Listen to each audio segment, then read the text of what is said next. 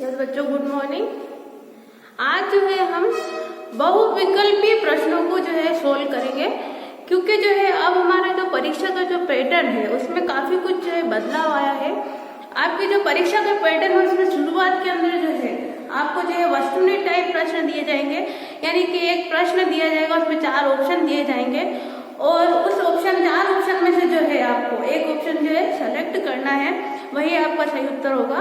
तो इसके लिए जो है हमें काफी मेहनत करनी पड़ेगी, क्योंकि जो है बहुविकल्पीय प्रश्न जो है आपके पाठ में से कहीं से भी बनकर आ सकता है और उनका जो है आपको पूरे अंक प्राप्त करने के अंदर भी जो है कड़ी मेहनत करने की आवश्यकता होगी। तो जो है दिखने में तो सिंपल सा है, लेकिन अगर हम एक गलती करते हैं तो तुरंत हमारा क्या होता है, 1 नंबर कट जाएगा।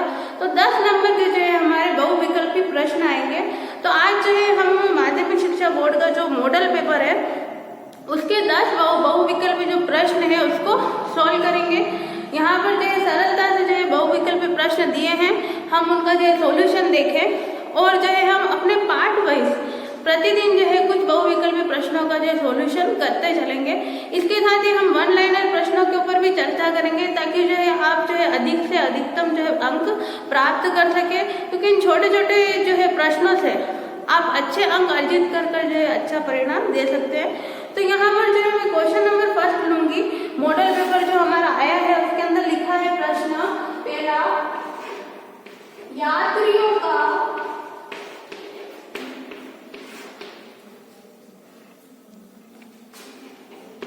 राजकुमार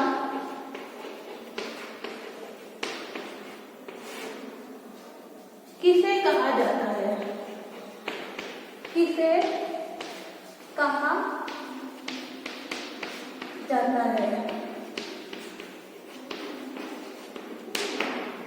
हमारे को दिया ऑप्शन नंबर फर्स्ट, ए दिया हमारे को हैंडसम।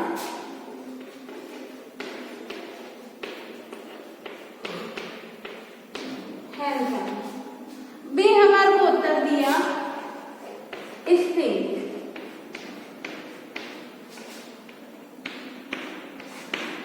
क्या उत्तर दिया बी हमारे को?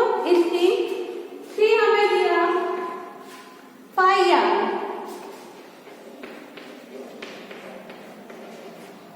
और डी हमें ऑप्शन में दिया मेगास्थनीज।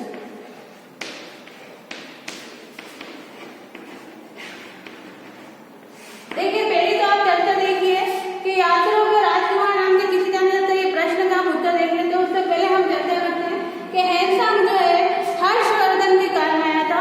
हर्षवर्धन हमारे सिलेबस से हटा दिया गया, क्योंकि चीनी यात्री कॉमन है, आगे और भी किसी राजा के काल में आया हो, इसलिए इस प्रश्न को पूछ लिया। आप कंफ्यूज नहीं हो कि हर्षवर्धन के काल में आया, तो हो सकता है हर्षवर्धन हमारा टॉपिक हट चुका है सिलेबस में से, तो हम उसमें नहीं पढ़े।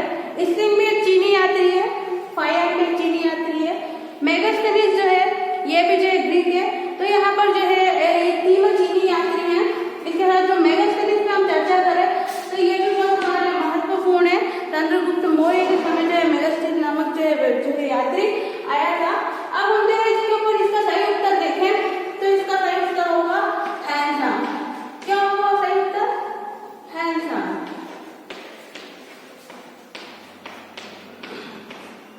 अब मैं सभी बच्चों से ये कहना चाहती हूँ कि जब परीक्षा होगी तो परीक्षा के अंदर हम पेपर जब सोल्व करने बैठेंगे तो हम ये नहीं सोचे कि धड़ाधड़ हमने प्रश्न उतारे, 1 नंबर लिखा, हमने उत्तर लिखा उत्तर 1 और हमने लिख दिया हो गया हमारा। नहीं, आप ऐसा नहीं करेंगे। आप उत्तर नंबर 1 लिखकर अगर उसका ऑप्शन सही है तो अ लिखेंगे और अ के आगे जो है उसका जो आगे अंदर जो भी आपको व्याख्या दी गई है या फिर उसका जो भी उत्तर दिया गया है आप वो उत्तर पूर्ण लिखेंगे, तभी आपको जो है पेपर में जो है आंसर सही कहलाएगा। ये नहीं कि आप जल्दबाजी में अभाषा लिख के छोड़ दे, ऐसा आप गलती नहीं करें। तो पहला प्रश्न जो है आप उतार लेना है और उसके ऊपर जो है आप उसको जो है लिख लेना है। इसको अच्छे से याद करें।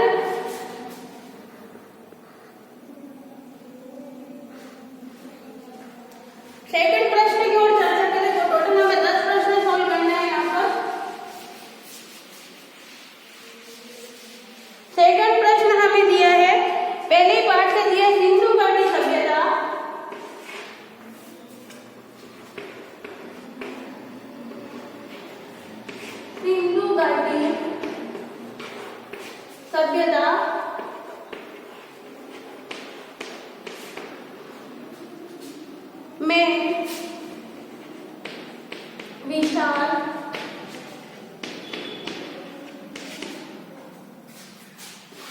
गोदीबाड़ा।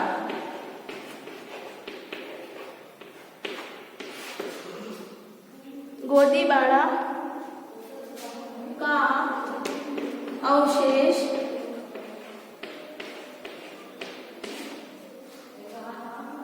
निम्न में से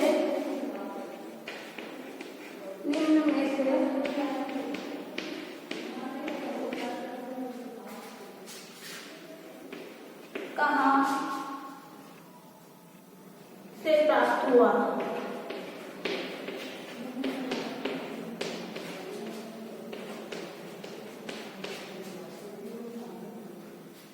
option number A,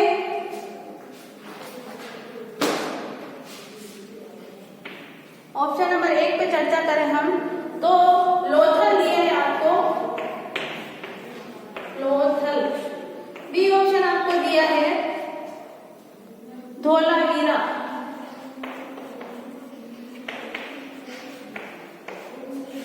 C option आपको दिया है बनावटी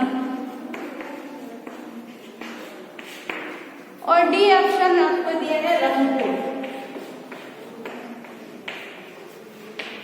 ठीक है, हमारे को जो है ये व्याख्या टाइप टिप्पणी टाइप प्रश्न में पूछा जाता है विशाल गोदीबाड़ा के ऊपर चर्चा कीजिए, तो हमें इसको याद होना चाहिए विशाल गोदीबाड़ा के जो है अवशेष कहाँ से मिले।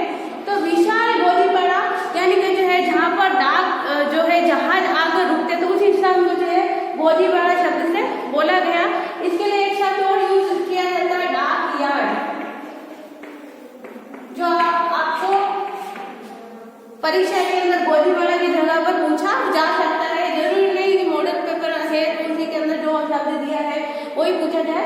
इसके लिए आपको एक शब्द और दिया जाता है डाक यार्ड। इसका मतलब भी जो है जहाँ पर बंदरगाह था और जहाँ बड़े जहाज आकर रुका करते थे उस स्थान को गोदीबाड़ा कहा जाता था। तो यहाँ पर जो है विशाल गोदीबाड़ा के जो अवशेष है इसके लिए ऑप्शन दिया है लोथल, धोलावीरा, बनावली और रंगपुर। तो हमें सही आंसर है इसका लोथल। आप उत्तर लिखेंगे, उत्तर ए लोथल।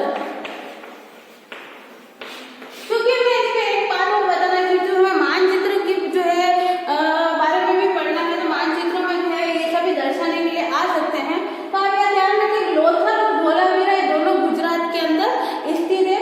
तो जब भी आपको जो है परीक्षा में प्रश्न पूछा जाए तो आप जो है हमारा भारत का मैप, इसके अंदर जो है हमारा यहाँ पर ये राजस्थान और उसके बाद ये दो हमें हाथ से दिखते हैं हमारा गुजरात जिला कहलाता है, गुजरात राज्य कहलाता है। तो गुजरात के अंदर जो है हमारा लोथल स्थित है। तो हमें ध्यान रखना है धोलावीरा और लोथल कहाँ पर स्थित है, यहाँ पर बनावली हमारा पंजाब में है और रंगपुर भी जो है हमारा गुजरात के आसपास क्षेत्र में स्थित है। तो ये क्वेश्चन नंबर 2 आप जो है नोट डाउन कर लेना। अब अगला देखिए हमारा क्वेश्चन नंबर 3 प्रश्न पूछा है राज तरंगिणी के लेखक निम्न में से कौन है। अब बच्चों पहला पार्ट जब हमने पढ़ा तब भी राज तरंगिणी के बारे में पढ़ा, जब हमने तीसरा पार्ट पढ़ा तब भी हमने राज तरंगिणी के बारे में पढ़ा और जो आगे के जो हम पार्ट पढ़ रहे हैं वहां में कई गई जो है राज तरंगिणी के बारे में चर्चा की गई है। तो अब तक तो जो है सभी बच्चों को राज तरंगिणी के लेखक का नाम पता होगा। तो राज तरंगिणी के जो लेखक है उनका नाम है कल्हण। क्या नाम है? सी कल्हण। अभी जो रिसेंटली छठा पार्ट जब हमने पढ़ा था तभी मैंने इसमें चर्चा की थी राज तरंगिणी को, उसमें जो है कश्मीर के बारे में चर्चा की गई थी। तो जो राज तरंगिणी की पुस्तक है वो कल्हण द्वारा रचित है और इसमें कश्मीर के इतिहास का वर्णन है। चूंकि हम 4 ऑप्शन देख रहे हैं तो यहाँ पर 2 ऑप्शन ऐसे भी है जिन पर भी जो है आपके ऑब्जेक्टिव टाइप प्रश्न आ सकते हैं। तो हमारे यहाँ पे दिया है विष्णुगुप्त। तो विष्णुगुप्त जो है लेखक है, इनकी जो रचना है उसका नाम है पंचतंत्र। हमें ध्यान रखना है, हमने पंचतंत्र की कहानियां काफी पढ़ी है तो हमें पंचतंत्र के बारे में पता होना चाहिए। पंचतंत्र की जो कहानियां हैं जो हम बचपन में देखा करते थे और अभी जो हमें इंटरेस्ट हम देखा करते हैं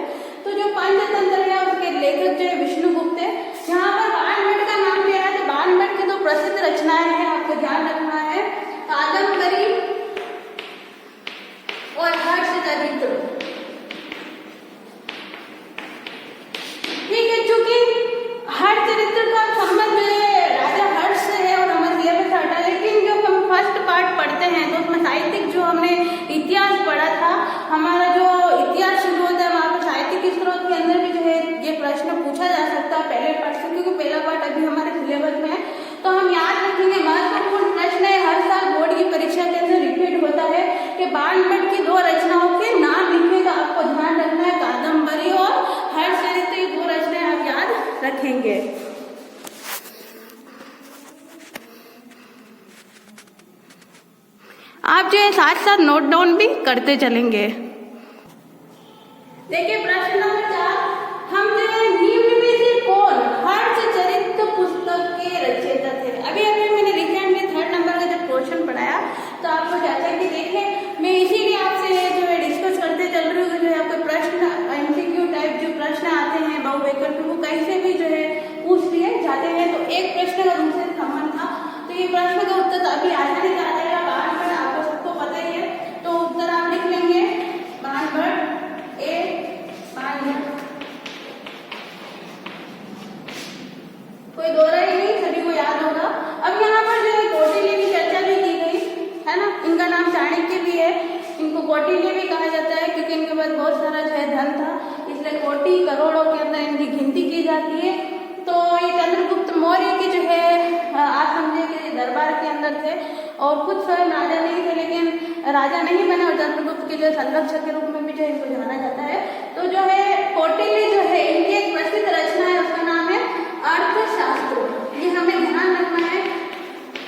आपको परीक्षा में प्रश्न पूछे चाणक्य की प्रमुख रचना बताइए, आपको ऐसा प्रश्न बना के दे दिया जाए कौटिल्य की प्रमुख रचना कौन सी है बताइए, तो आपको ये ध्यान रखना कि अर्थशास्त्र जो है इनकी प्रमुख रचना है, जिसमें उस समय की जो है आर्थिक व्यवस्था थी उसके ऊपर चर्चा की गई थी।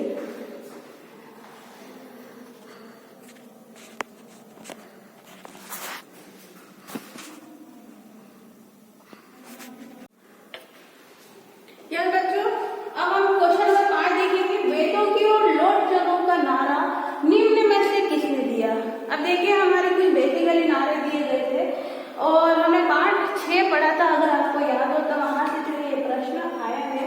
तो वेदों की ओर लौट चलो का जो नारा है वो हम देखें तो स्वामी दयानंद सरस्वती ने दिया था। स्वामी दयानंद सरस्वती जो है काफी जो है प्रमुख व्यक्ति के रूप में जाने गए और इनके बारे में एक चीज और आप याद रखिए, जब सबसे पहले स्वराज्य शब्द देने वाले व्यक्ति जो थे स्वामी दयानंद सरस्वती थे, आप याद रखेंगे स्वराज्य शब्द देने वाले है ना। हमारे जब पूछा गया कि स्वराज्य शब्द किसने दिया सबसे पहले, तो जो है दयानंद सरस्वती ने स्वराज्य शब्द दिया। इसके साथ ही जो है वेदों की ओर लौट चलो का जो है नारा इन्होंने दिया। क्योंकि हम 4 एमसीक्यू पढ़ रहे, चारों पर चर्चा कर रहे हैं, मैं स्वामी दयानंद सरस्वती के साथ ही केशव चंद्र सेन का भी जो है चर्चा कर लूँ। तो केशव चंद्र सेन जो है भारतीय ब्रह्म समाज के संस्थापक के रूप में जाने जाते हैं, जबकि राजा राम मोहन राय ब्रह्म समाज के संस्थापक है। तो यहाँ 2 शब्द है, ब्रह्म समाज के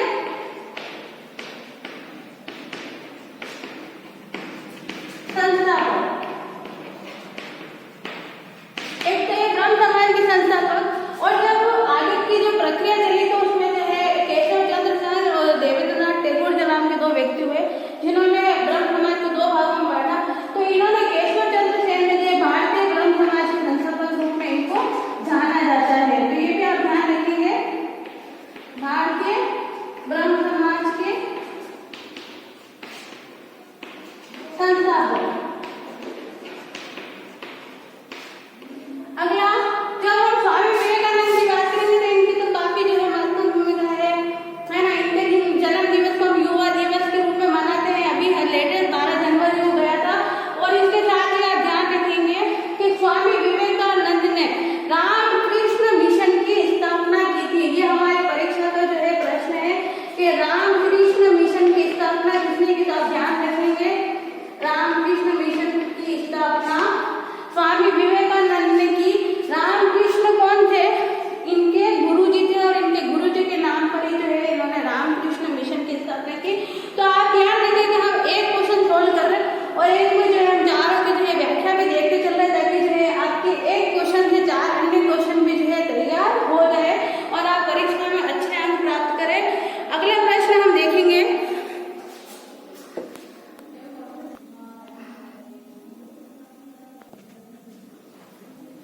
अब अगला प्रश्न देखिए हमारे देखिए कैसे भी प्रश्न पूछा जा सकता है।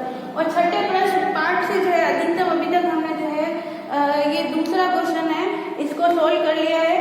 और तो क्योंकि जो है छठा पार्ट जो है हमारा काफी वेटेज का है, 20 नंबर का है, वहां से ये प्रश्न 2 नंबर तक के हमने सबमिट कर लिया। प्रश्न नंबर 6 हमने पूछा गया सुभाष चंद्र बोस का जन्म निम्न में से किस स्थान पर हुआ था। अब आपने कल्पना नहीं की थी सुभाष चंद्र बोस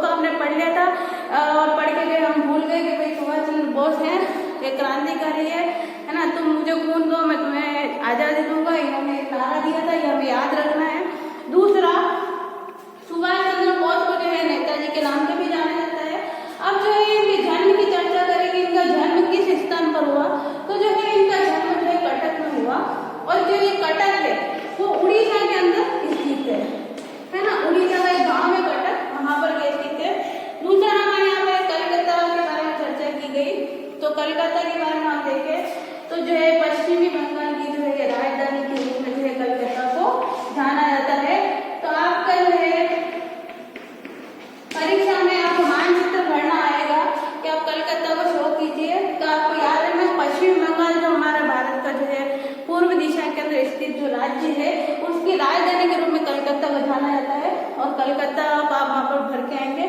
साथ ही यहाँ पर जो अंग्रेजों से संबंधित जो व्यापारिक कोठियाँ स्थापित की गई थी उसके बारे में भी हमको ध्यान रखना है। तो सुभाष चंद्र बोस के बारे में जो हम ध्यान रखेंगे, इन्होंने कौन सा नारा दिया? तुम मुझे खून दो मैं तुम्हें आजादी दूंगा। ये नारा इनका प्रमुख रूप से फेमस है, ये आपको ध्यान रखना है। इसके साथ ही जो है इन्होंने फॉरवर्ड ब्लॉक की स्थापना की थी 1939 के अंदर, ये भी हमें ध्यान रखना है। फॉरवर्ड ब्लॉक किसने स्थापना की? इसके साथ ही आजाद हिंद फौज जो है हमारे भारत की, उसका संबंध भी इनसे है। तो जो है काफी सारी जो चीजें हैं महत्वपूर्ण, उसका संबंध जो है सुभाष चंद्र बोस से है, ये हमें ध्यान में रखना है।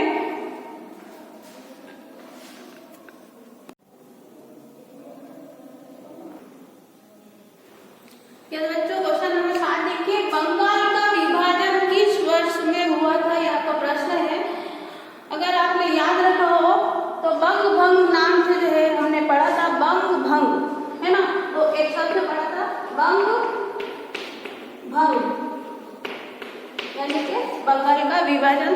तो जो है बंगाल का विभाजन देखें तो 1905 ईस्वी के अंदर जो है बंगाल का विभाजन हुआ था। जो हमारा बांग्लादेश है वो हमसे विभाजित होकर जो है पृथक एक देश के रूप में हुआ। इसके साथ ही हम चर्चा करें 1906 की, तो 1906 के लिए भी हमने पढ़ा था कि 1906 के अंदर मुस्लिम लीग की स्थापना की थी, ये हमें ध्यान रखना है। मुस्लिम लीग की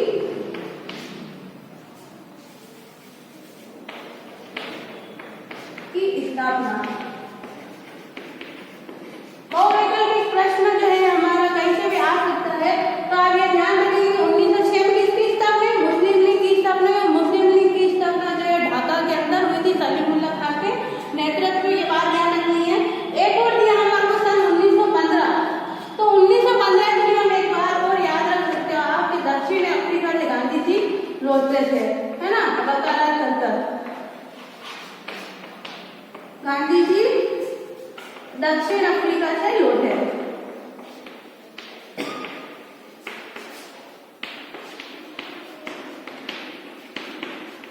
तो यहाँ पर आपके 3 प्रश्न तैयार हो चुके हैं कि जो है बंगाल का विभाजन 1905 में, 1906 के अंदर अगर आपको प्रश्न पूछे मुस्लिम लीग की स्थापना कब हुई, तो 1906 में। आपको ऑनलाइन प्रश्न में भी पूछा जा सकता है, गांधी जी के बारे में ना पूछा जाए फिर भी हम ध्यान में रख लें कि गांधी जी जो है 1915 के अंदर जो है दक्षिणी अफ्रीका से अपनी वकालत पूर्ण कर लौटे थे, ये हमें ध्यान रखना है। आप इसके साथ साथ नोट डाउन भी करते चलेंगे।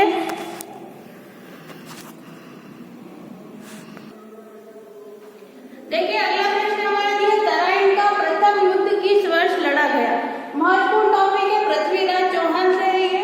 तराइन का मैदान है अजमेर में, हमें ध्यान रखना है। बोर्ड की परीक्षा में मानचित्र में शो करना है, तो तराइन का अजमेर के अंदर, ये ध्यान रखेंगे। तराइन का प्रथम युद्ध किस वर्ष हुआ, ये हमारा प्रश्न है। तो हम देखिए डायरेक्ट उत्तर पे आ जाते हैं, समय को ध्यान में रखते हुए। 1191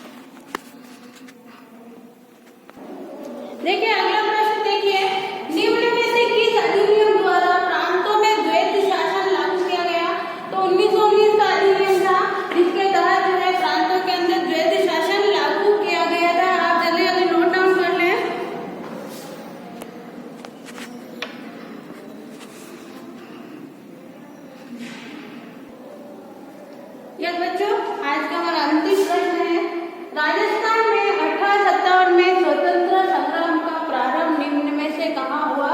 तो जो है हमारी जो नसीराबाद छावनी थी, वहाँ से 1857 की क्रांति जो शुरू हुई और उसकी डेट भी हमें ध्यान रखनी है, 28 मई 1857।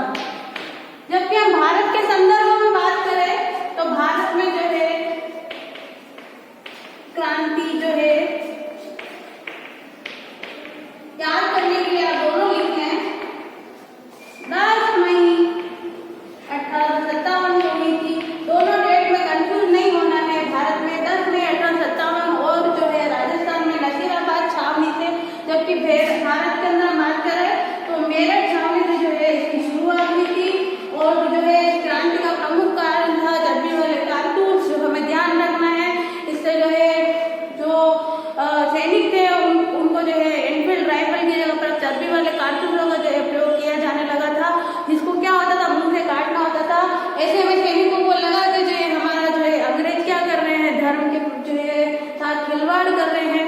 तो उसको लेकर जो है वहाँ पर जो 34वीं बंगाल इन्फेंट्री थी, उसके सैनिकों ने क्या करा, विद्रोह कर दिया भारत में 10 मई 1857 को। उसके बाद